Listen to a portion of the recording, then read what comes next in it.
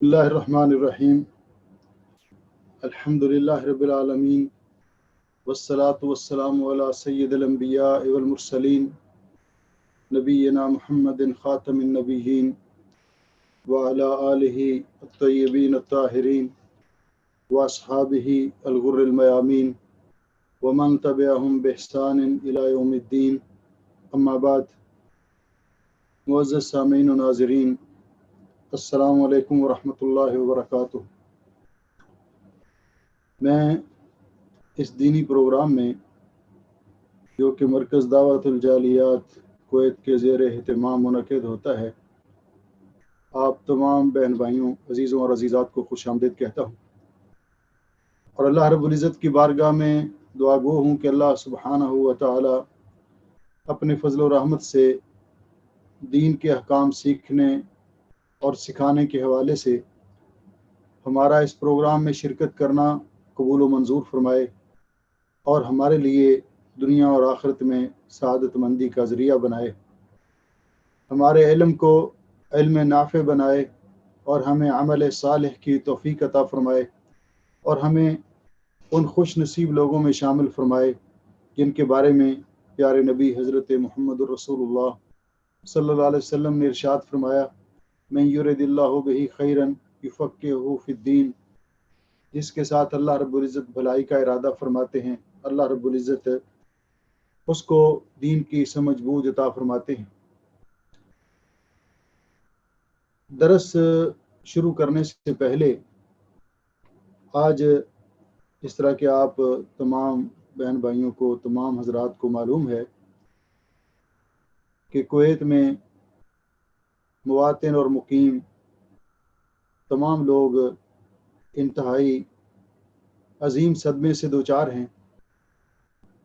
کہ قائد انسانیت، رائد مسیرہ خیر، صاحب السمو امیر دولت الکویت آج وفات پا گئے ہیں، اور یہ یقیناً کویت کے مواطنین کے لیے، مقیمین کے لیے، بلکہ پورے عالم اسلام کے لیے بہت بڑا صدمہ ہے. اللہ رب العزت امیر محترم کی مغفرت فرمائے، دین کے لیے، ملک کے لیے، انسانیت کے لیے ان کی جہود اور مساعی کو قبول و منظور فرمائے، اور ان کے لیے ذخیرہ آخرت بنائے، اور ہم تمام پسماندگان کو اللہ تعالیٰ صبر جمیل کی توفیق عطا فرمائے، اور ان کے بعد کسی بھی قسم کی فتنے پریشانی سے محفوظ فرمائے. اللہ تعالیٰ کویت کی بھی اور تمام بلاد اسلامیہ کی حفاظت فرمائے، ہر قسم کی شر، فتنے، بیماری اور پریشانی سے اللہ تعالیٰ محفوظ و مامون رکھے. اسی طرح ہم اس عظیم صدمے کے موقع پر اپنے کویتی بھائی، یہ صدمہ ہمارا بھی ہے، صرف ان کا نہیں ہے، ہمارے کویتی بہن بھائی اور اس ملک کے جو مواطن ہیں ان کے غم میں برابر کے شریک ہیں، اور یہ ہمارا بھی ملک ہے، بلد ثانی ہے ہمارا. اس لحاظ سے ہم بھی اس صدمے سے دوچار ہیں کہ اللہ تعالیٰ کی بارگاہ میں دعا گو ہیں کہ اللہ رب العزت ہم سب کو صبر جمیل کی توفیق عطا فرمائے، اور امیر راحل، دنیا سے رخصت ہونے والے امیر کویت، اللہ تعالیٰ ان کی مغفرت فرمائے اور ان کے جنت میں درجات بلند کرے. اسی طرح آج ایک اور بہت بڑا کویت کے اندر ہی حادثہ ہوا کہ عالم اسلام کے معروف مذہبی اسکالر، کویت کی معروف دینی شخصیت فضیلت الشیخ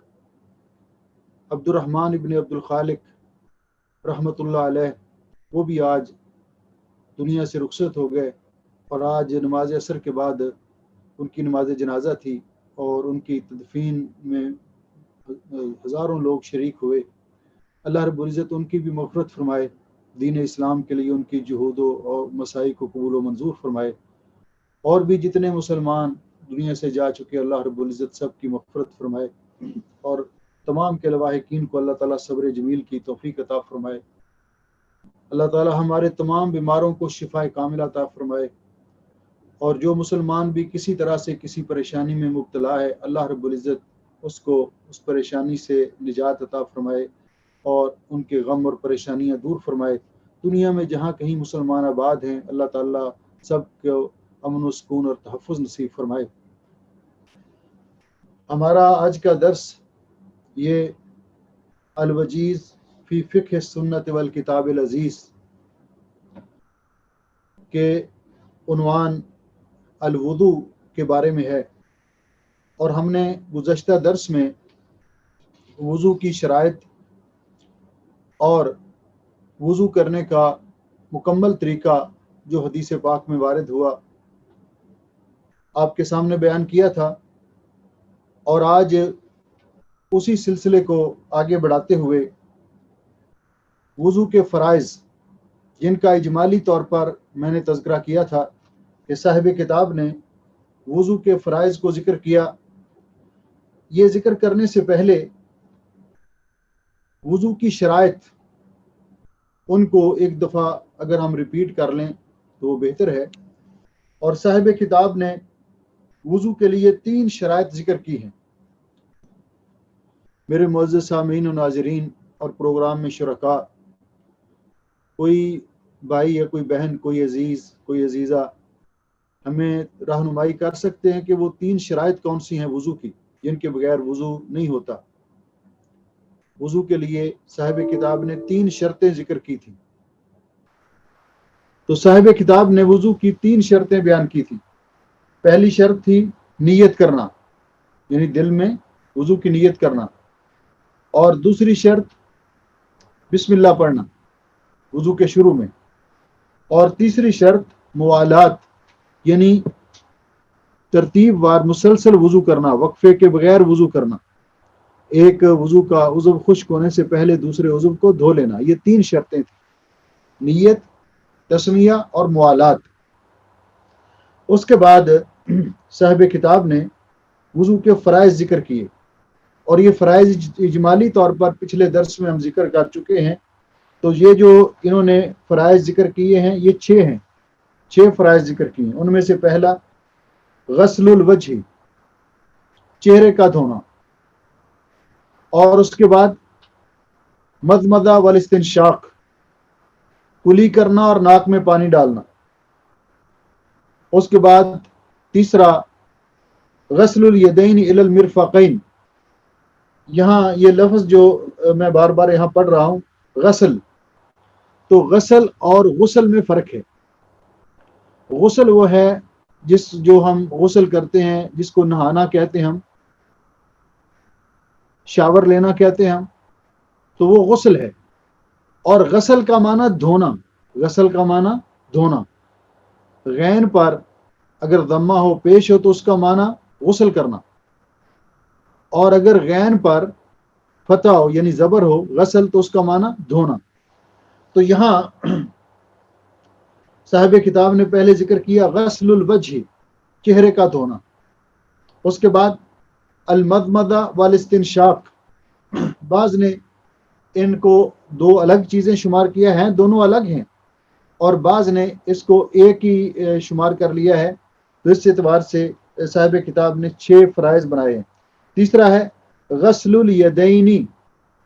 دونوں ہاتھوں کو دھونا، الی المرفقین، الی المرفقین، کوہنیوں سمیت۔ تو میں نے عرض کیا تھا کہ یہ جو لفظ الہ ہے یہ انتہائی غایت کے لیے آتا ہے، کہ جہاں تک کسی چیز کا اینڈ ہو، یعنی من سے سٹارٹ ہوتا ہے اور ٹو تک جاتا ہے، یعنی یہاں تک۔ تو بعض اوقات یہ ہوتا ہے کہ جو انتہائی غایت ہے جہاں وہ جا کر ختم ہو رہا ہے،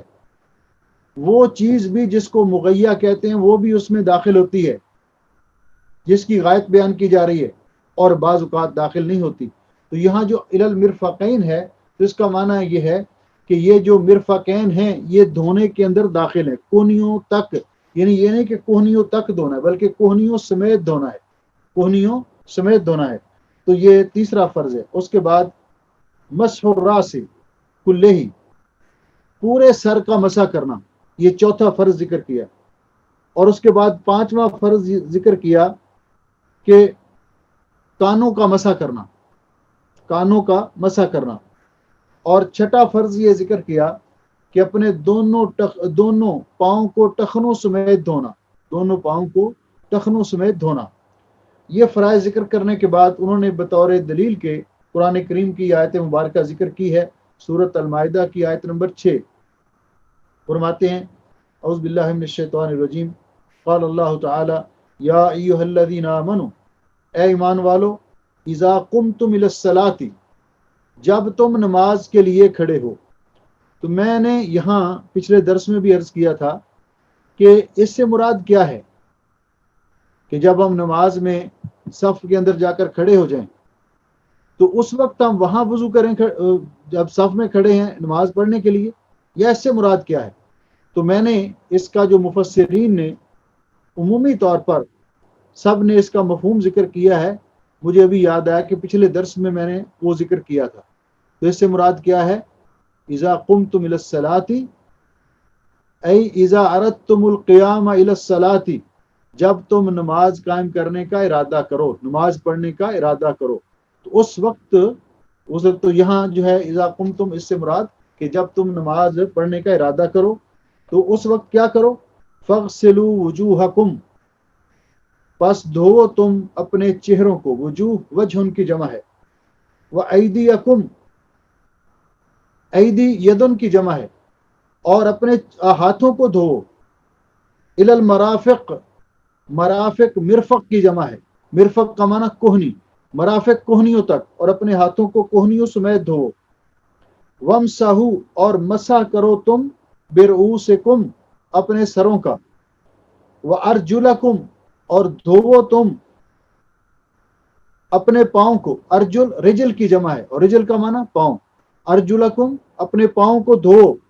الی الکعبین، ٹخنوں سمیت، الی الکعبین، ٹخنوں سمیت۔ تو میں نے عرض کیا تھا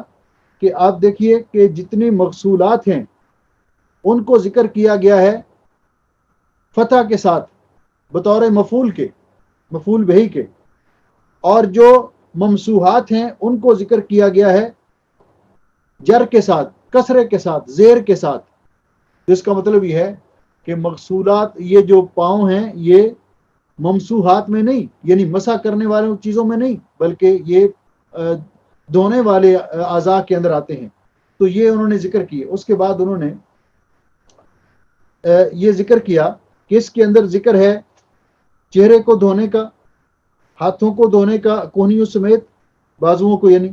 اور سر کا مسح کرنے کا، اور پاؤں کو ٹخنوں سمیت دھونے کا۔ تو گویا کہ یہ کتنے ہو گئے اپنے فرض؟ ایک، فاغسلوا وجوہکم، دوسرا ایدیکم الی المرافق، دو، وامسحوا برؤوسکم، سروں کا مسح کرو، یہ تین، وارجلکم الی الکعبین، اور اپنے پاؤں کو ٹخنوں سمیت، یہ چار۔ اس کے بعد صاحب کتاب فرماتے ہیں وَأَمَّا قَوْنُ الْمَضْمَضَةِ وَالِاسْتِنْشَاقِ مِنَ الْوَجْهِ، جہاں تک اس بات کا تعلق ہے کہ مدمدہ اور استنشاق، اس کا تعلق بھی چہرے کے ساتھ ہے، فَيَجِبَانِ، اور یہ دونوں واجب ہیں، یہ دونوں واجب ہیں، کیونکہ رسول اکرم صلی اللہ علیہ وسلم نے ان کے بارے میں جو الفاظ استعمال کیے وہ ان کے واجب ہونے پر دلالت کرتے ہیں، اور رسول اکرم صلی اللہ علیہ وسلم نے جو وضو کر کے دکھایا اس کے اندر بھی آپ کا عمل مبارک بھی اس بات پر دلالت کرتا ہے کہ آپ نے ہمیشہ ایسے وضو کیا۔ تو چہرے کے اندر داخل ہونے کے اعتبار سے جس طرح چہرے کو دھونا واجب ہے، اسی طرح مدمدہ اور استنشاق یہ بھی واجب ہے، اور پھر نبی پاک صلی اللہ علیہ وسلم نے ہمیشہ اس پر عمل کیا، تو اس لیے انہوں نے اس فرائض کے اندر ان کو شامل کیا کہ مدمدہ کا معنی کلی کرنا، اور مدمدہ یعنی منہ کے اندر پانی ڈال کر اس کو اچھی طرح گھمانا اور پھر باہر پھینک دینا، اور استنشاق اس کا معنی ناک کے اندر پانی چڑھانا، یعنی پانی ناک کے اندر اوپر کھینچنا اور پھر بائیں ہاتھ سے اس کو پانی کو گرانا، اس کو کہتے ہیں استنشاق، پانی چڑھانے کو، اور استنثار سا کے ساتھ پانی، ناک سے پانی گرانے کو، ناک سے پانی جھاڑنے کو۔ تو ان کو بھی فرائض کے اندر شامل کیا، کہتے ہیں کہ وَهُوَ مَعَ الْمَضْمَضَةِ وَالِاسْتِنْشَاقِ، کہ غسل الوجہ جو ہے یہ اس کے اندر مدمدہ اور استنشاق بھی آتا ہے۔ رسول اکرم صلی اللہ علیہ وسلم نے اس کا ذکر کرتے ہوئے فرمایا وَقَدْ وَرَدَ الْأَمْرُ بِهِمَا فِي قَوْلِهِ کہ مدمدہ یعنی کلی کرنا اور ناک میں پانی چڑھانا، اس کا ذکر نبی پاک صلی اللہ علیہ وسلم کے ارشاد گرامی میں ہے، جیسا کہ آپ نے فرمایا اذا توضأ احدکم فلیجعل فی انفہ ماء، جب تم میں سے کوئی وضو کرے اسے چاہیے کہ وہ اپنے ناک میں پانی ڈالے، یعنی ناک کے اندر پانی ڈال کر اس کو اوپر کھینچے، تو اس کو کہتے ہیں استنشاق۔ ثم لیستنثر،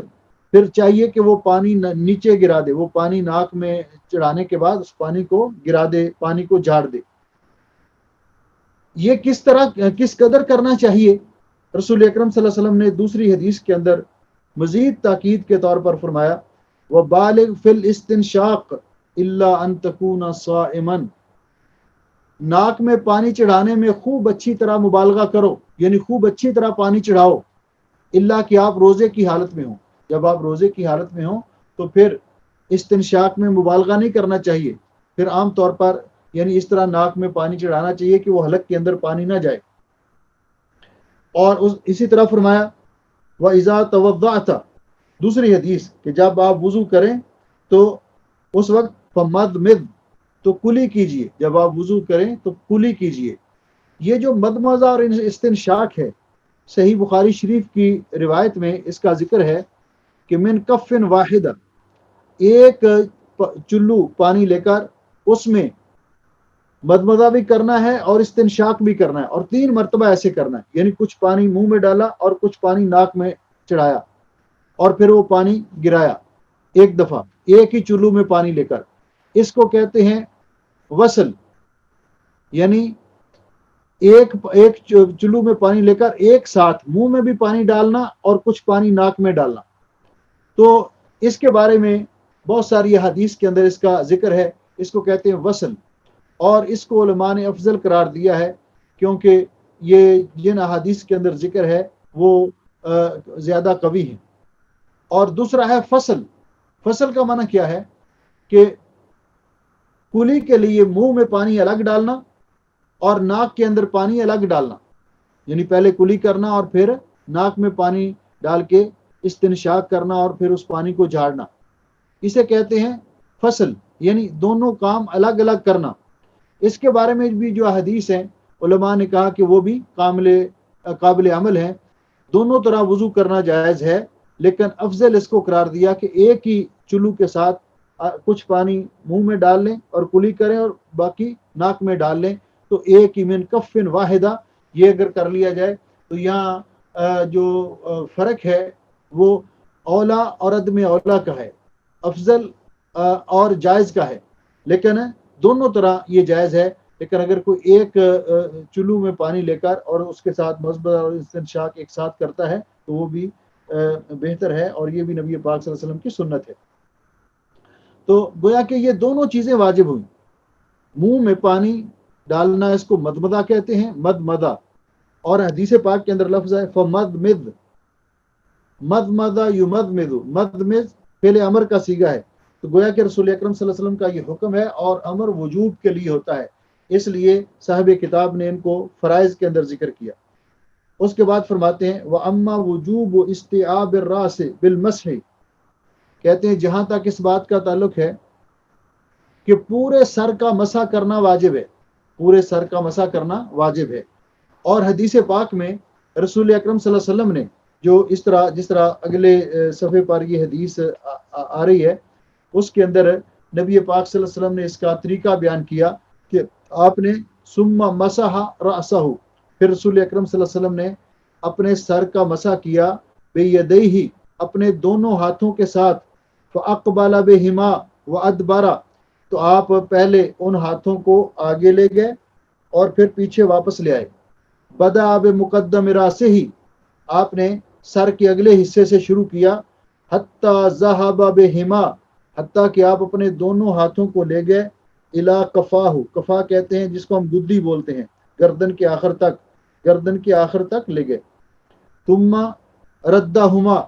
پھر آپ ان کو دونوں ہاتھوں کو آپ واپس لے آئے، الی المکان الذی بدأ منہ،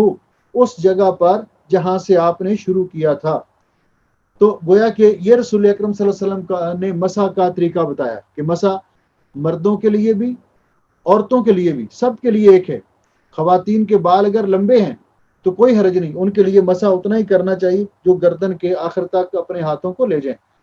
جو سارے بال لمبے ہیں ان سارے بالوں کو اتار کرنا یا ان پہ ہاتھ پھیرنا لازمی نہیں ہے۔ تو یہ مسح ہے کرنا پورے سر کا مسح، پورے سر کا مسح۔ یہی بات قرآن پاک میں ذکر ہے، وَامْسَحُوا بِرُؤُوسِكُمْ، اور اپنے سروں کا مسح کرو۔ کہتے ہیں جس طرح بعض لوگوں کا خیال ہے کہ صرف پیشانی کا مسح کرنا بھی کافی ہے، مثلا چوتھائی سر کا مسح، پیشانی کا مسح کرنا، تو پیشانی کا مسح کرنا الگ سے کسی حدیث میں رسول اکرم صلی اللہ علیہ وسلم کے سے ثابت نہیں ہے۔ رسول اکرم صلی اللہ علیہ وسلم سے جو مسح کرنے کے طریقے جو ثابت ہیں، ایک ہے کہ آپ نے پورے سر کا مسح کیا، اور دوسرا آپ کے سر پر آپ نے پگڑی مبارک وہ پہن رکھی تھی تو آپ نے سر کے اگلے حصے کا پیشانی کا مسح کیا اور پھر پگڑی کے اوپر مسح کیا۔ تیسرا سر کے اوپر پگڑی باندھی ہوئی تھی اور پگڑی کے اوپر سے مسح کیا، لیکن کیا پورے سر کا مسح، کیا پورے سر کا مسح، کہیں بھی صرف چوتھائی سر کے مسح کا ذکر نہیں ہے۔ تو اس لیے کہتے ہیں کہ حضرت مغیرہ ابن شعبہ رضی اللہ تعالیٰ عنہ کی حدیث جو ہے کہ مسح بناصیتہ وعلی الامامہ، اس پر ذکر ہے کہ آپ نے اپنی پیشانی مبارک کا مسح کیا اور پگڑی پر مسح کیا۔ تو کہتے ہیں کہ یہاں مسح جو ہے یہ صرف پیشانی پر نہیں ہے، بلکہ پیشانی کے ساتھ باقی پگڑی پر بھی جو مسح کیا تو وہ بقیہ حصہ جو تھا وہ امامہ، سر پر امامہ تھا، اپنی پگڑی اتارنے کے بجائے اس کے اوپر سے مسح کیا۔ تو ایسا کرنا جائز ہے، ایسا کرنا جائز ہے۔ پگڑی اگر باندھی ہوتی ہے، بعض اوقات بعض میں اس کو باندھنا بھی مشکل ہوتا ہے یا اس میں مشقت ہو تو سر کے پگڑی کے اوپر سے مسح کیا جا سکتا ہے۔ اسی طرح وہ خواتین جنہوں نے اسکارف پہنا ہوتا ہے اور بعض ایسی جگہ پر جہاں وہ ان کے لیے کھولنا وہ مشکل ہوتا ہے تو اپنے اسکارف کے اوپر سے مسح وہ سر کا کر سکتی ہیں، یہ بھی جائز ہے، جس طرح کے پگڑی پر مسح کرنا جائز ہے۔ تو کہتے ہیں وَلَيْسَ فِيهِ دَلِيلٌ عَلَى جَوَازِ الْاقْتِصَارِ عَلَى مَسْحِ النَّاصِيَةِ أَوْ بَعْضِ الرَّأْسِ، اس حدیث میں یہ کوئی دلیل نہیں ہے کہ صرف پیشانی کا مسح کر لیا جائے یا سر کے بعض حصے کا مسح کر لیا جائے، بلکہ جو وہاں صرف سر کے بعض حصے کا مسح نہیں کیا گیا، بلکہ سر کے بعض حصے کے ساتھ پیشانی پگڑی کا امامے پر مسح کیا گیا، جس کا معنی کہ پورے سر پر ہی مسح کیا گیا۔ تو خلاصہ کلام یہ ہے کہ انہ یجب استیعاب الراس بالمسح، کہ پورے سر کا مسح کرنا وضو کے اندر یہ واجب ہے۔ والماسح ان شاء مسح علی الراس فقط، مسح کرنے والا اگر سر اس کا ننگا ہے تو سر پر مسح کرے پورے سر پر، یا اگر اس پر امامہ ہے تو امامے پر پگڑی کے اوپر سے مسح کر لے، یا کہ پگڑی کے اوپر اور پیشانی پر مسح کر لے۔ یہ فکل صحیح فالکل صحیح ثابت، تو یہ سارے جو ہیں امور یہ ثابت ہیں رسول اکرم صلی اللہ علیہ وسلم سے۔ اس کے بعد ہے وَأَمَّا كَوْنُ الْأُذُنَيْنِ مِنَ الرَّاسِ، کانوں کو دھونا چاہیے یا کانوں کا بھی مسح کرنا چاہیے؟ تو رسول اکرم صلی اللہ علیہ وسلم کا یہ ارشاد الْأُذُنَانِ مِنَ الرَّاسِ، کان سر کا حصہ ہیں، کان سر کا حصہ ہیں۔ تو جب رسول اکرم صلی اللہ علیہ وسلم نے فرمایا کہ کان سر کا حصہ ہیں تو کانوں کا بھی مسح کرنا چاہیے، کانوں کا مسح کرنا یہ بھی واجب ہے۔ فَيَجِبُ مَسْحُهُمَا، اب کانوں کا مسح جو ہے یہ کیسے کیا جائے گا، کانوں کا مسح کیسے کیا جائے گا؟ تو رسول اکرم صلی اللہ علیہ وسلم نے کانوں کا مسح اس طرح کیا۔ اب اس کے اندر یہ بات بھی ذہن میں رہے کہ کیا کانوں کا مسح جو ہے اس کے لیے نیا پانی لینا چاہیے یا وہی پہلا پانی جو ہے جو سر کے مسح کے لیے لیا تھا اسی کے ساتھ کانوں کا مسح کر لیا جائے؟ تو اس میں علماء کا جو نظریہ ہے کہ دونوں طریقے جائز ہیں، لیکن پانی نہ لینا، اسی پانی کے ساتھ مسح کرنا یہ اولا اور بہتر ہے، یہ اولا اور بہتر ہے، اس لیے کہ رسول اکرم صلی اللہ علیہ وسلم نے فرمایا کہ کان سر کا حصہ ہیں، الاذنان من الراس، کان سر میں سے ہیں، سر کا حصہ ہیں. تو آپ نے کیسے مسح کیا؟ فَأَدْخَلَ إِصْبَعَيْهِ السَّبَّاحَتَيْنِ، نبی پاک صلی اللہ علیہ وسلم نے اپنی دونوں سباحہ انگلیاں، یہ مسبحہ، یہ انگلی جو جس کو ہم شہادت کی انگلی بولتے ہیں، یہ انگلی اور اس کے برابر والی انگلی دوسرے ہاتھ کی، ان دونوں کو داخل کیا فی اذنیہ، اپنے کانوں میں. رسول اکرم صلی اللہ علیہ وسلم نے ان انگلیوں کو اپنے کانوں میں داخل کیا. وَمَسَّحَ، یعنی تو ان کے ساتھ، انگلیوں کے ساتھ فرمایا وَمَسَحَ بِإِبْهَامَيْهِ، آپ نے اپنے دونوں انگوٹھوں کے ساتھ مسح کیا علی ظاہر اذنیہ، کانوں کے باہر والے حصے کا، کانوں کے باہر والے حصے کا انگوٹھوں کے ساتھ مسح کیا. وَبِالسَّبَّاحَتَيْنِ، اور اپنی ان دونوں انگلیوں کے ساتھ کان کے اندر والے حصے کا مسح کیا باطن اذنیہ، دونوں کانوں کے اندر والے حصے کا. تو گویا کہ کان کا مسح کس طرح ہوگا؟ جس طرح اس انگلی کو کان کے سوراخ میں داخل کریں، اس کے ساتھ اس کے اندر والے حصے کا مسح کریں، باطن اذن جو ہے اندر والا حصہ، اور یہ انگوٹھے کے ساتھ باہر والے حصے کا مسح کریں، انگوٹھے کے ساتھ باہر والے حصے کا مسح کریں. تو یہ کانوں کا مسح رسول اکرم صلی اللہ علیہ وسلم کی اس حدیث پاک میں واضح طور پر موجود ہے کہ آپ نے اپنے، یہ بعض لوگ کہتے ہیں، ان کا خیال ہے کہ کانوں کے باہر والے حصے کا مسح کرنا اس کی کوئی دلیل نہیں ہے. تو اس کی یہ واضح دلیل ہے، اور یہ حدیث بھی اس کو کہا گیا کہ محدثین نے، ابن ماجہ کی حدیث ہے، ابو داؤد کی ہے، اور یہ حدیث حسن صحیح ہے، حسن صحیح ہے، یعنی صحیح حدیث ہے کہ رسول اکرم صلی اللہ علیہ وسلم نے اپنے کان، دونوں انگلیوں کو، شہادت کی انگلی اور اس کے برابر والی انگلی کو کانوں کے سوراخ میں داخل کیا، اور کانوں کے اندر والے حصے کا مسح کیا، اور انگوٹھوں کے ساتھ کانوں کے باہر والے حصے کا مسح کیا. تو اس طرح آپ نے کانوں کا مسح کیا. پھر اس کے بعد آپ نے ثم غسل رجلیہ ثلاثا، پھر آپ نے اپنے پاؤں دھوئے 3 بار. اس کے بعد آپ نے فرمایا ثم قال ھذا وضو، یہ ہے وضو کا طریقہ. فمن زاد علی ھذا او نقص، جس نے اس سے زیادہ کیا یا اس سے کم کیا، فقد اساء وظلم، اس نے اچھا کام نہیں کیا، اس نے اللہ اور اللہ کے رسول کے حکم کی خلاف ورزی کی، وظلم، اور زیادتی کی، جتنا بتایا گیا تھا اس سے اس نے زیادہ کیا، پانی بھی زیادہ اس نے خرچ کیا. تو یہ حدیث پاک کے اندر یہ اس کا ذکر ہے کہ کانوں کے مسح کا. اس کے بعد ہم نے ذکر کیا تھا کہ گردن کے مسح کے بارے میں، کہ اس طرح بعد میں گردن کا مسح کرنا الٹے ہاتھ کے ساتھ یا سیدھے ہاتھ کے ساتھ،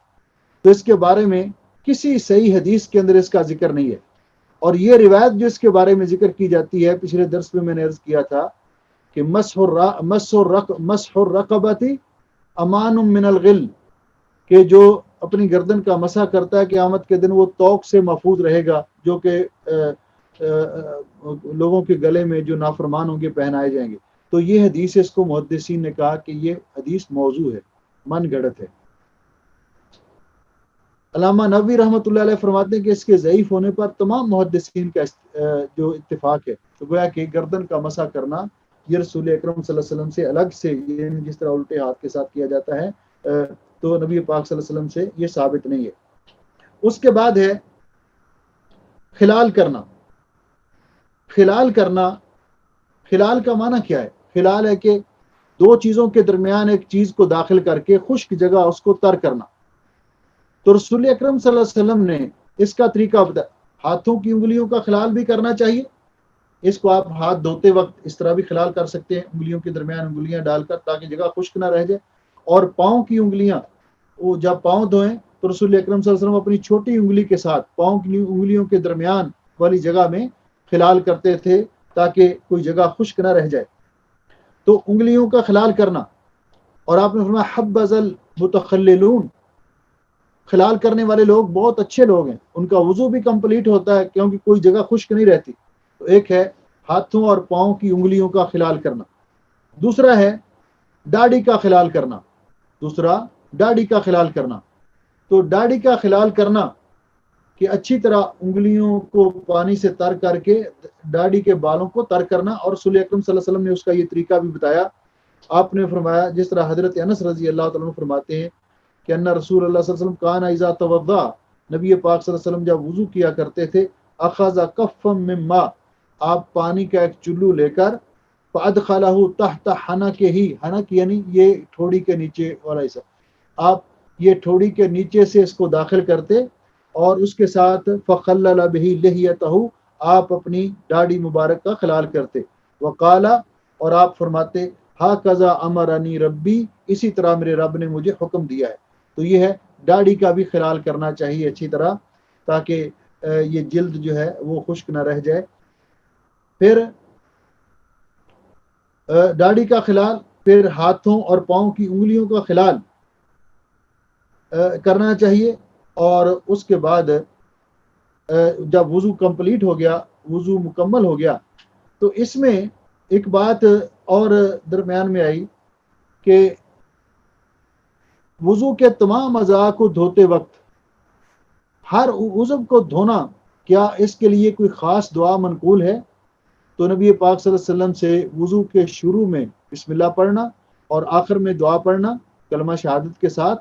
وہ تو منقول ہے، نبی علیہ السلام سے ثابت ہے، لیکن ہر عضو کو دھوتے وقت دعا کرنا ایسی کوئی حدیث نہیں ہے، اور ایسی کوئی خاص دعا نبی پاک صلی اللہ علیہ وسلم سے ثابت نہیں ہے۔ اس کے بعد صاحب کتاب نے ذکر کیا کہ وضو کی سنتوں کا ذکر کیا، تو انشاءاللہ وضو کی سنن جو ہیں یہ ہم کل کے درس میں ذکر کریں گے۔ تو جو وضو، جس طرح میں نے ذکر کیا کہ وضو کرنے کے بعد رسول اکرم صلی اللہ علیہ وسلم نے یہ جو دعا ہمیں سکھائی کہ وضو کرنے کے بعد یہ دعا پڑھی جائے، اور اس دعا کی آپ نے فضیلت بیان کی۔ یہ دعا جو ہے یہ تمام بہن بھائیوں کو اور عزیزوں اور عزیزات کو یاد ہونی چاہیے، اور کل کے درس میں ہم میں یہ سنوں گا، بلکہ سب کو یاد ہے، لیکن ایک صرف یاد دہانی کے لیے کہ وضو کرنے کے بعد دعا کرنا۔ تو دعا کے وقت ایک بات ذہن میں رہے کہ جب وضو مکمل کر لیا تو پھر یہ دعا کرے، پہلے پڑھے کلمہ شہادت، اشہد ان لا الہ الا اللہ وحدہ لا شریک لہ واشہد ان محمدا عبدہ ورسولہ، اشہد ان لا الہ الا اللہ وحدہ لا شریک لہ واشہد ان محمدا عبدہ ورسولہ، یہ کلمہ پڑھے۔ یہ کلمہ پڑھتے وقت آسمان کی طرف نگاہ اٹھانا یا انگلی کر کے اشارہ کرنا، یہ کسی صحیح حدیث سے ثابت نہیں ہے۔ اس کے بارے میں جتنی احادیث ہیں سب ضعیف ہیں، اور کوئی صحیح حدیث سے ثابت نہیں ہے۔ تو صحیح مسلم شریف کی یہ روایت ہے کہ اگر کوئی یہ دعا پڑھتا ہے، الا فتحت لہ ابواب الجنت الثمانیہ، اس کے لیے جنت کے 8 دروازے کھول دیے جاتے ہیں، یدخل من ایہا شاء، جس میں سے وہ چاہے داخل ہو جائے۔ اور ترمذی شریف کے اندر یہ الفاظ ہیں، اور یہ ان کی سند بھی صحیح ہے کہ یہ کلمہ شہادت پڑھنے کے بعد یہ دعا پڑھے، اللہم اجعلنی من التوابین واجعلنی من المتطہرین، اے اللہ مجھے توبہ کرنے والوں میں سے بنا، اور مجھے پاک اور صاف رہنے والوں میں سے بنا۔ تو یہ اشہد ان لا الہ الا اللہ وحدہ لا شریک لہ واشہد ان محمدا عبدہ ورسولہ، اللہم اجعلنی من التوابین واجعلنی من المتطہرین، اللہم اجعلنی من التوابین واجعلنی من المتطہرین۔ تو اس کے بعد انشاءاللہ کل ہم وضو کی سنتوں کے بارے میں ذکر کریں گے، جو صاحب کتاب نے جن چیزوں کو سنن میں ذکر کیا کہ یہ وضو کی سنتیں ہیں، اور اس کے ساتھ ہی نواقض وضو کا ذکر کریں گے کہ جن چیزوں کے ساتھ وضو ٹوٹ جاتا ہے۔ تو انشاءاللہ کل کے درس میں اللہ رب العزت ہمارا اس پروگرام میں شرکت کرنا قبول و منظور فرمائے، ہمارے علم کو علم نافع بنائے، اور ہمیں عمل صالح کی توفیق عطا فرمائے، ہم سب کی دنیا اور آخرت اللہ تعالیٰ بہتر بنائے، بیماروں کو شفا عطا فرمائے، فوت شدگان کی اللہ تعالیٰ مغفرت فرمائے۔ اللہ تعالیٰ ہم سب کا حامی و ناصر ہو، اس ملک کی بھی اور تمام بلاد اسلامیہ کی حفاظت فرمائے۔ السلام علیکم ورحمۃ اللہ وبرکاتہ۔